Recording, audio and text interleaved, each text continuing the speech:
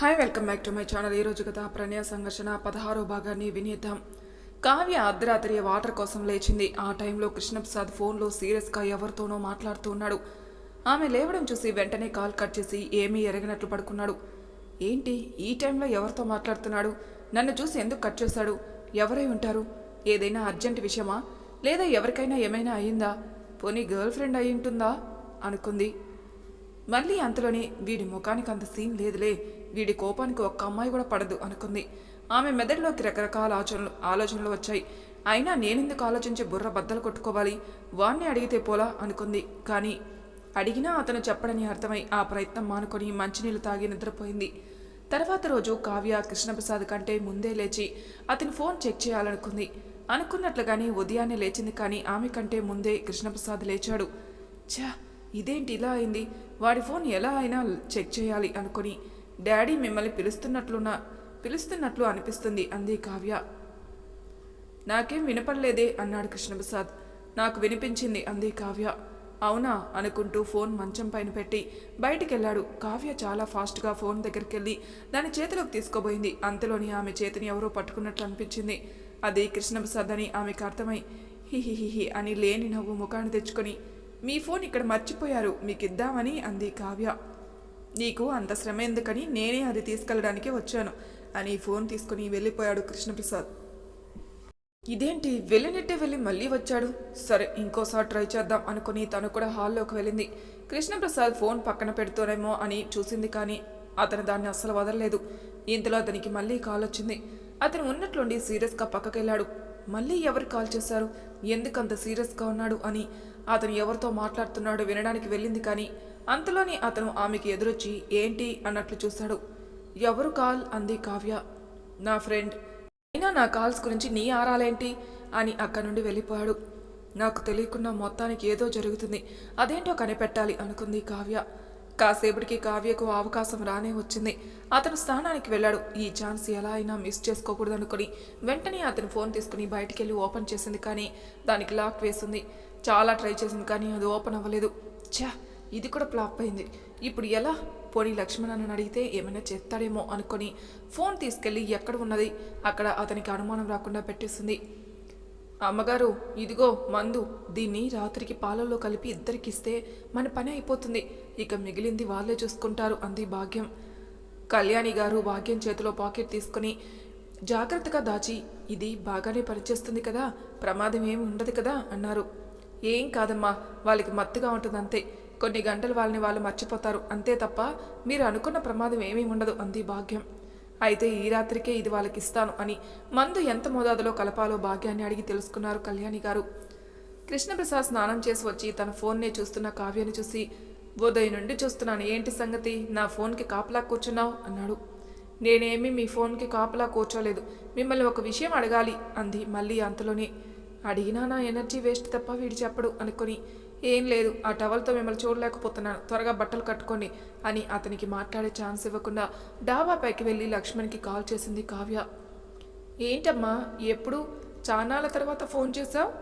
ఎలా ఉన్నావు? అక్కడంతా ఓకే కదా? మా వాడు నిన్ను ఇబ్బంది పెట్టడం లేదు కదా అన్నాడు లక్ష్మణ్. అదేం లేదన్నా, ఆయన నైట్ మీతో ఏమైనా ఫోన్ మాట్లాడారా అంది కావ్య. లేదమ్మా, అంతరాత్రి పూట నాకెందుకు కాల్ చేస్తాడు అన్నాడు లక్ష్మణ్. మరి ఆయన నైట్ ఎవరితో మాట్లాడారు అందే కావ్య. పోనీ వాణ్ణి అడగకపోయావా అన్నాడు లక్ష్మణ్.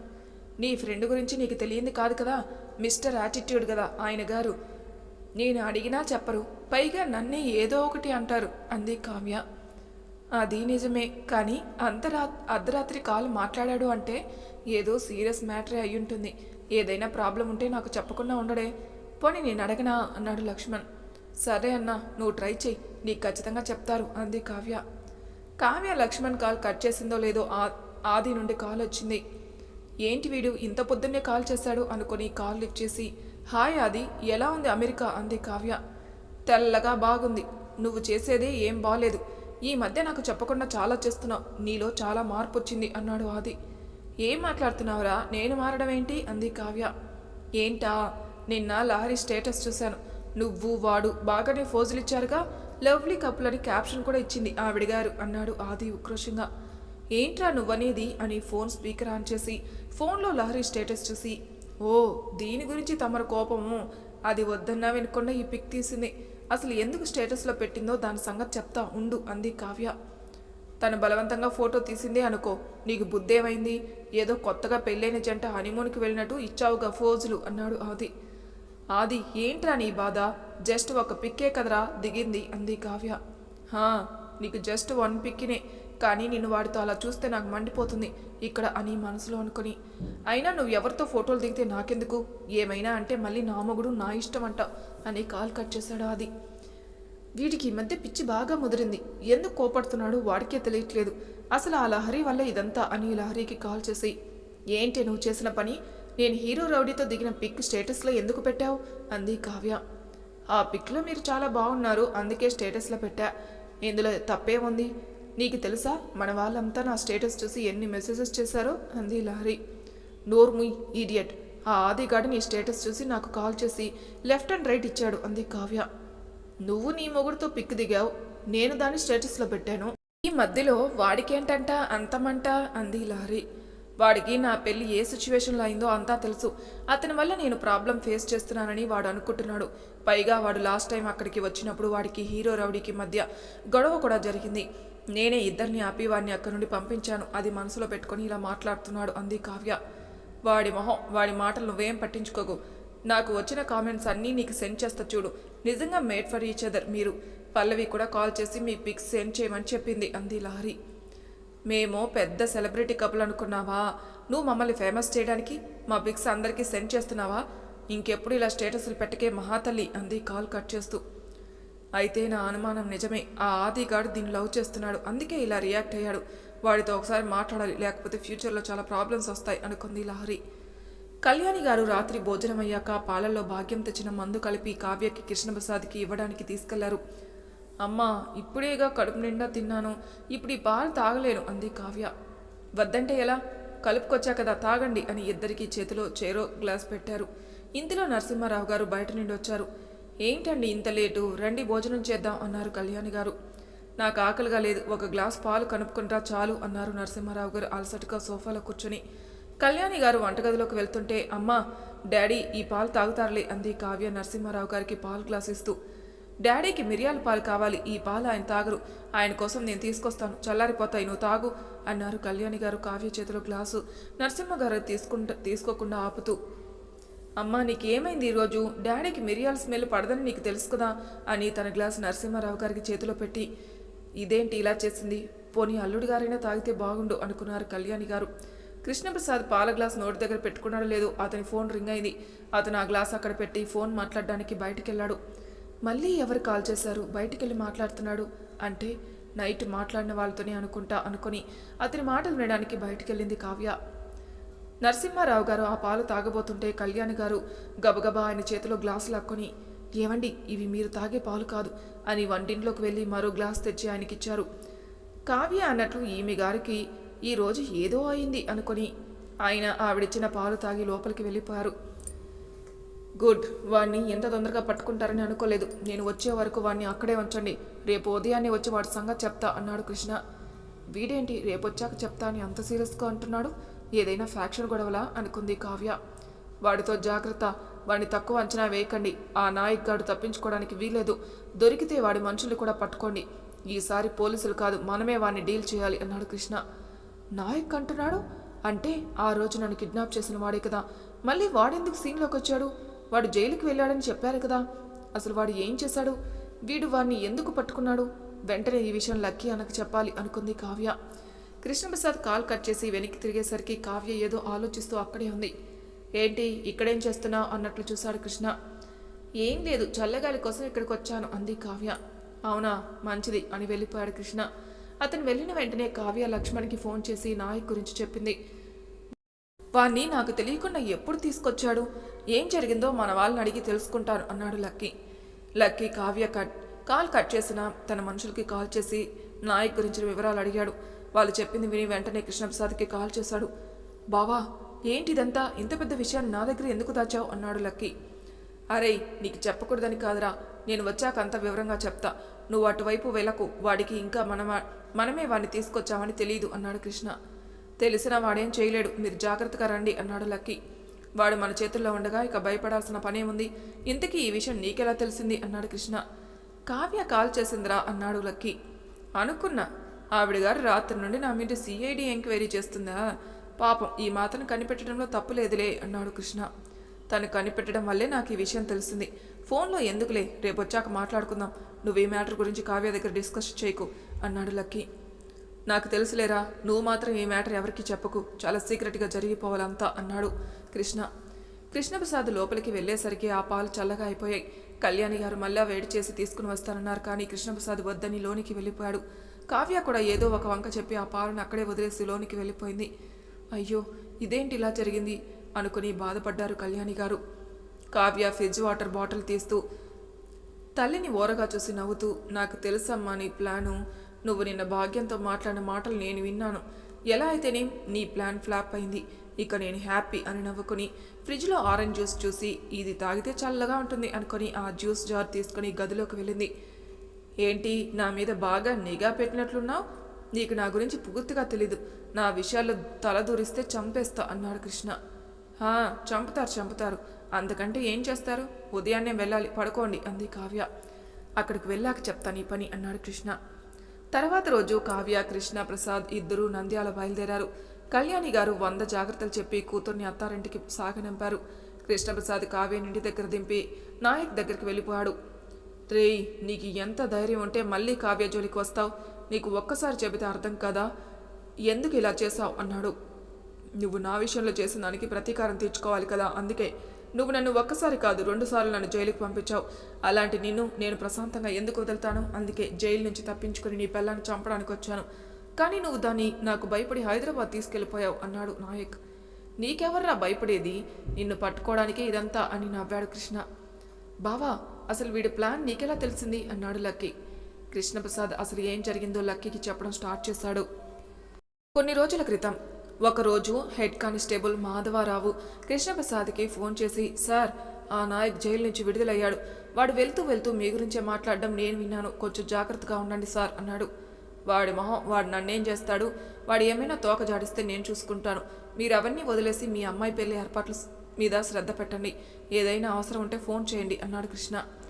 ఇప్పటి వరకు మీరు చేసిన సహాయం చాలు సార్. మీ దయ వల్లే నా కూతురికి ఇంత మంచి సంబంధం కుదిరింది. మీరు పెళ్లికి వచ్చి ఒక అన్న స్థానంలో ఉండి నా కూతురిని ఆశీర్వదించండి చాలు అన్నాడు మాధవరావు. తప్పకుండా వస్తాను. నా చెల్లి పెళ్లికి నేను రాకుండా ఎలా ఉంటానన్నాడు. అతనికి ఆ క్షణాన పల్లవి గుర్తుకు వచ్చింది. తన చెల్లి పెళ్లి తన ప్రమేయం లేకుండా జరిగినందుకు బాధపడ్డాడు. అదే సమయంలో ఆమెపై కోపంగా కూడా వచ్చింది. ఒకరోజు కావ్య గుడికి వెళ్ళడానికి రెడీ అయింది. పల్లవి బాబుతో బిజీగా ఉండడం వల్ల ఆమె రానని చెప్పింది. సావిత్రమ్మ గారిని డిస్టర్బ్ చేయడం ఇష్టం లేక కావ్య ఒంటరిగానే గుడికి బయలుదేరింది. అదే టైంకి కృష్ణ కూడా బయటకు వెళ్లడంతో అతన్ని వెళ్ళి డ్రాప్ చేయమని అడిగింది. నీ కళ్ళకి నేను డ్రైవర్లా కనిపిస్తున్నానా? వేరే కారులో వెళ్ళు, లేదా నడిచి వెళ్ళు అన్నాడు కృష్ణ. ఆ విషయం నాకు తెలీదా ఏంటి? ఎలాగో మీరు వెళ్తున్నారుగా అని అడిగా అని అటుగా వస్తున్న సావిత్రమ్మ గారిని ఆపి, చూడండి అత్తమ్మ, గుడికి తీసుకెళ్ళమంటే తీసుకెళ్ళను అంటున్నారు అంది. నువ్వు కూడా అటేగా వెళ్ళేది, తీసుకెళ్ళి నాన్న అన్నారు సావిత్రమ్మ గారు. అతనికి ఇష్టం లేకపోయినా ఆవిడ చెప్పారని సరే అన్నాడు. ఆమె గుడి దగ్గర దింపి వెళ్ళబోతుంటే ఎవరో వచ్చి మాట్లాడుతూ అతన్ని ఆపేశారు. కృష్ణప్రసాద్ పనుంది వెళ్ళాలి అన్నా అతను వదలలేదు. విసుగ్గా ముఖం పెట్టి అతను చెప్పేది వింటున్నాడు. ఈలోపు కావ్య గుడిలో నుండి బయటకు వస్తుంది. కృష్ణప్రసాద్ అతనితో మాట్లాడుతూ కావ్యని చూశాడు. ఎవరో ముసుగుతో ఉన్న వ్యక్తి కావ్య వెనకే వస్తున్నాడు. అతని చేతిలో ఏదో ఆయుధం ఉన్నట్లు కనిపిస్తుంది. కృష్ణప్రసాద్ వెంటనే కావ్య దగ్గరికి పరుగున వెళ్ళాడు. కృష్ణ రావడం చూసి ముసుగు వెత్తి అక్కడి నుండి పారిపోయాడు.